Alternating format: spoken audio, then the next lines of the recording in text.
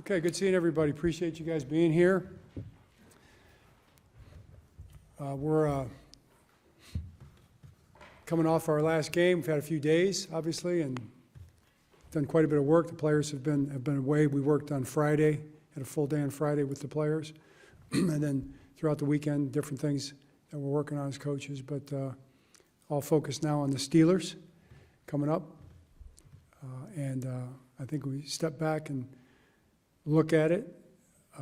After the first third of the season, our goal was to fight our way, play our way back into contention and position to compete for the AFC North Championship, and we've done that. So here we are in the last third of the season with that objective and that challenge in front of us to go win the AFC North, which starts on Sunday. So that's where we're at, and that's what our focus will be. What questions do you have? John, as far as Nate Wiggins, have you heard anything as far as, the severity of it, and is it, could it be a week-to-week thing, or could it be a possible IR situation? Nate? Yeah. Nate's day-to-day right now. So we'll see where he's at on Wednesday, and we'll see where he's at going forward from there. John, you got Emory Jones a little look. What was your impression of him in his first outing? Thought he played hard and showed some athleticism, and some fight and some gusto. Played like a rookie in a lot of ways. There's a lot of things to clean up for sure. I think he'll be the first to tell you that. But you can't really start making those improvements until you play. You have to play in games to start growing in that direction. And he got a chance to do that, which was really positive. And we'll just have to see going forward how much we want to continue that as we go. Is it possible that he could play in the other guard spot as well? It's possible, but it's hard to do. And we've had that conversation. It's a good question. It's the same question that I asked and that we asked. How viable is that? But you take a rookie and put him on both sides. You compound the curve quite a bit. John, on the other side of that, how did you see Voorhees respond to being in a rotation, and just what would you like to see from him to continue playing or to solidify that job a little bit more from his perspective? Well, yeah. There's a step between being a starter and being an established starter, kind of in the league. Kind of what you're talking about. And when you're a younger player, like Andrew or a lot of guys, you want to establish yourself as a starter. And I think he's in the process of doing that. He played good ball. He graded out highly. His numbers were good. Daniel graded out highly too. There's plays that both of them want back. There's plays that their line wants back too. I promise you. It's tough to play O-line in this league, but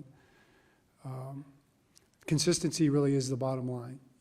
Just to be as consistent as you can possibly be, and have as many really upside plays as you can. But most of all, as much as possible, and the interior offensive line is probably the toughest place to do it, is to minimize the negative plays as much as you can. And that's what we strive for. I think we've done a really good job of that over the years with our offensive line, and you keep trying to always build in that direction. John, I know a major weakness in that Cincinnati defense has been the pass defense, and it looked like you guys were trying to exploit that on Thursday night. But when you see Henry not get the ball in the second quarter, are you happy with that? I know you want to exploit something, but also just trying to keep him engaged in the game. Did you like the balance in that? Oh, yeah, no doubt. No, of course not. That's not the numbers that we want at all, and we want to run the ball. We're a running team, that's the fact. And we're a throwing team too. We got Lamar Jackson, we got receivers, we got tight ends, we got all that. But we want to always be a team that runs the ball and stops the run. That's been since 2008. It's not going to really probably ever change, and that's really what football is. So, for sure. And when you look at the game, you we went 7 plays down the field and scored. Then we went 3 and out, then we were in 2 minutes. So that explains the lack of carries in the second quarter. We didn't have any plays in the second quarter to have a chance to even run the ball. So then the other part of that is just the number of 2-minute plays in the game was staggering. We had 21 2-minute plays. That's way too high. And when you have that many I don't mind 2-minute plays at the end of the half. I'm not real fired up about 2-minute plays at the end of the game. That means you're trying to, come back. And so we had 7 or 8 2-minute plays at the end of the half, and we had, I don't know, 15 or so at the end of the game because we started 2-minute at the 9:38 mark of the fourth quarter. And that explains the play distribution as much as anything. It explains the carries as much as anything. So the circumstance of the game took us in that direction. When we talked to Lamar after the game, he seemed a little bit of a loss to explain why his accuracy wasn't there at the level he expects it to be. I mean, he said, in practice it's been there. From your standpoint, what can you guys do to help him get back to where he expects to be?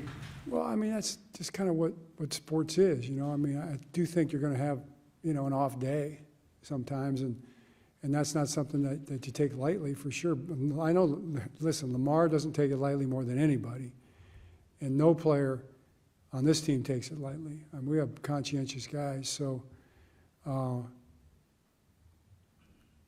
that's what you do. You go back to work.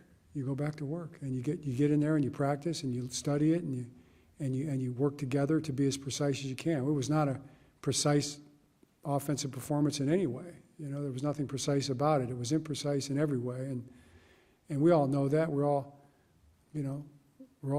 not happy with it. We're very disappointed by it. But you can't live in it. You got to move on and come out swinging the next time. And I think if you watch the league, you'll see that that's very possible. John, to that point, and I know it's never one thing, but is it attention to detail, little things, but specifically to Lamar that you'd like to see, kind of improve? It's all those things.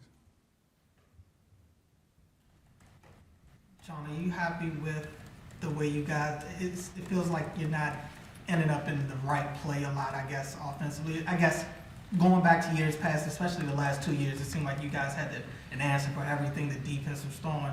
And Todd Monken always talked about the pre-snap adjustments that are made in Lamar's ability to change plays. Do you feel like you guys are still getting into those right plays based on the looks at the line? So I think we do at times, and at times we don't. It's part of the whole thing. I mean, it's all part of it. There's if it was any one thing, then it would it'd be one thing. But it's never any one thing. It's always a moving target. That's why it's so tough and so competitive. That's why you see things change every week. It's sports. And it's not. You try to chase. What we want to do is chase being on the same page, being together, being connected. We want to chase that in everything we do, communication-wise, efficiency, and then the defense throws a lot of stuff at you. So you've got to adjust to movement, you've got to adjust to your disguises, you've got to adjust to guys showing up where you don't expect them to show up sometime, and have plans for all that. Even a player, just in his world has to adapt to so many moving parts, and that's what makes the game so crazy and chaotic. And we didn't do a good job of that Thursday night. So no, I'm not happy about it. None of us are happy about it. We're happy about it when we really execute well and we put it together and we have the answers, like you're saying, and it shows up in the execution. Really, at the end of the day, it shows up in the execution. So that's what we're chasing. John, there's been fumbling issues from different players throughout the season. Early it was obviously Derrick Henry. The 4 fumbles this last game. I know they're all kind of unique, each in their own way. But is there anything team-wide to take out of what's been happening with fumbling? Well, we had 5 turnovers in the game. It's just shocking.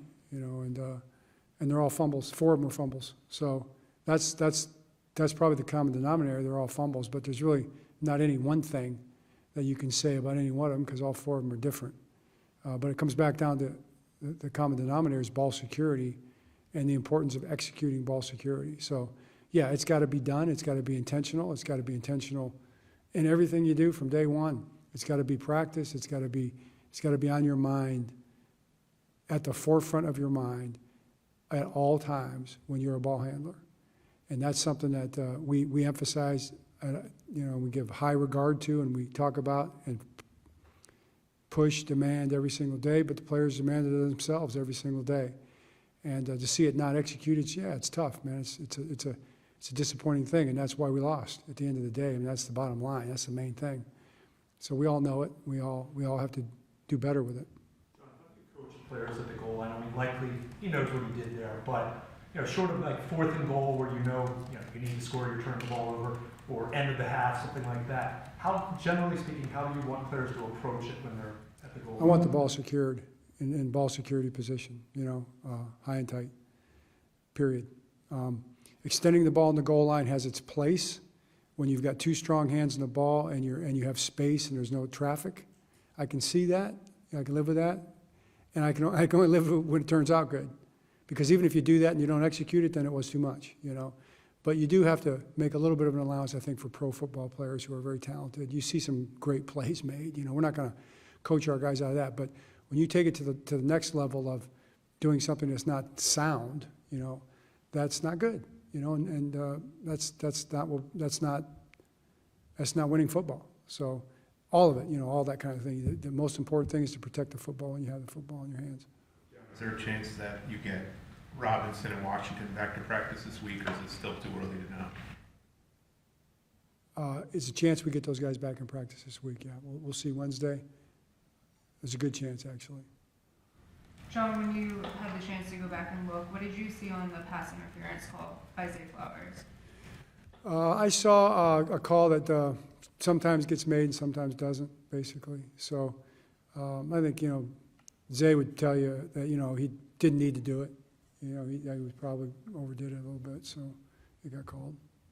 You explained the run sequence situation, I thought, pretty clearly, but is it kind of a surprise when you go back and you pick up the final stat sheet, you look at Derek only had 10 carries, Pete Mitchell had 2 carries, and you wonder how it got to that point? Well, yeah, that's not what we want, but I kind of had a pretty good idea after the game was over because I knew how the game went. It wasn't too hard to figure out. But then when you look at actually you go back and you look at the numbers, play for play, which I did after the game, after I saw that, and I looked at the numbers and I was like, okay, then how did this exactly happen? Then it's okay, that's what happened. There just weren't enough opportunities, So it wasn't like every time we were in first and second down, we were going to run the ball 100% of the time. We'd have had to do that to get to 18 to 20 carries, runs. We'd have had to run it every time on first and second down, just about.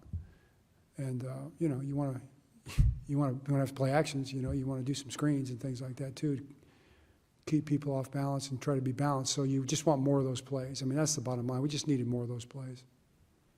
John, how do you think Ali handled it? It looked like he basically stepped into Justice Hill's role, with pass protection, third down, things like that. How do you think he handled that, and do you see that role for him moving forward, at least while Justice is out? Right. Yeah. I'd say yes. Handle it well, and yes. He played really well. So the plays that he was in, he got the job done. He pass protected well. He ran his routes well. He chipped well. He had one run where I thought he was tentative on. Could have hit it up in there in the A gap on a third and medium, I think it was. So he played well. John, it looked like you guys were trying to be aggressive and getting after Burrows, sending some blitzes, but it seemed like they picked them up. Why do you feel like, I guess, your pressures weren't getting home as much? Well, they were in max protection. They were in 7-man protection. So even some of those got home, but he got his way out of it. The biggest thing in those, you look at the second half on the third downs. The story of the game on defense was basically 5 turnovers they had to go back on the field for, and then the third down conversions that the Bengals had, especially in the second half. And that put us on the field a lot. I thought our guys still handled it well, but,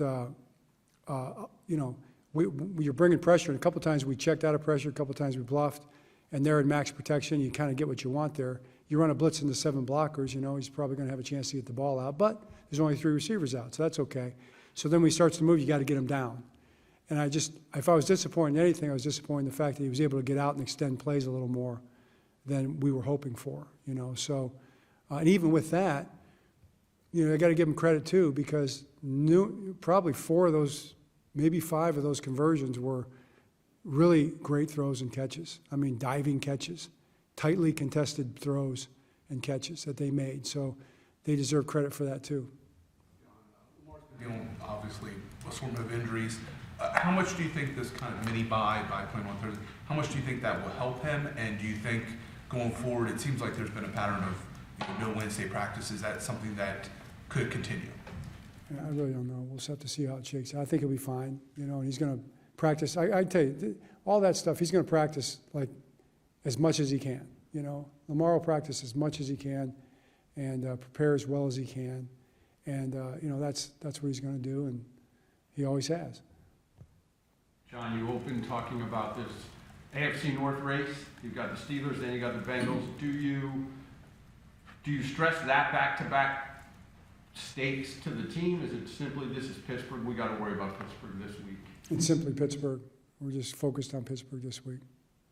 What's your impression of them so far? I know you and Tomlin go back forever, but what's your impression of this Steeler team? My impression is that that's the team we got to beat this week. And whatever they are, as we're studying them and however we need to attack them, we're going to put the best plan together we can and play the best football we can on Sunday. That's my impression. That's how I think about it. John, obviously not a great environment on Thursday to talk about team milestones, but Mark became the all-time leader in receptions on Thursday. I mean, given where he was in the offseason and you know, the note he ended on in Buffalo, what do you think of his season so far, leading your team in touchdowns, passing some milestones, and really kind of reestablishing himself as a go-to guy? Yeah, absolutely. I'm a big fan of Mark, you know. Always have been. I'm a big fan of all of our guys, but, you know, Mark's been here a long time, you know, and we've been through a lot together, all of us. And so I'm proud of him. You know, I'm not surprised at all. I expected him to have the type of season he's having. So, yeah, that's really cool for him to get that milestone, as you said, and that goes down in history. You know, it goes down in history. I mean, and you see players do that, like D-Hop, you know.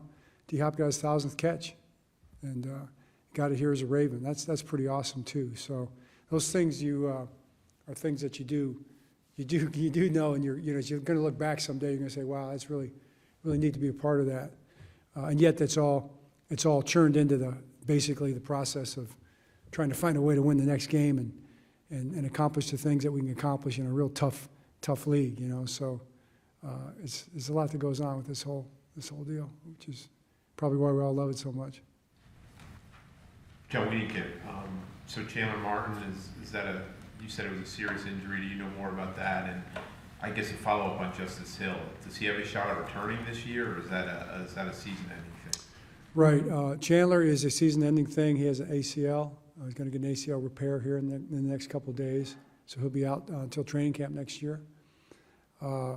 Kudos to him. He played 2 games, really good games for us, and it was the first play. It happened, unfortunately, for him, but he started to establish himself. That was neat to see as a young player. Justice does have a chance to come back. It's going to be a 3 to 4 week type of deal as we see it right now. So that's what we're looking for right there with Justice. Okay. All right, thanks. Thank you.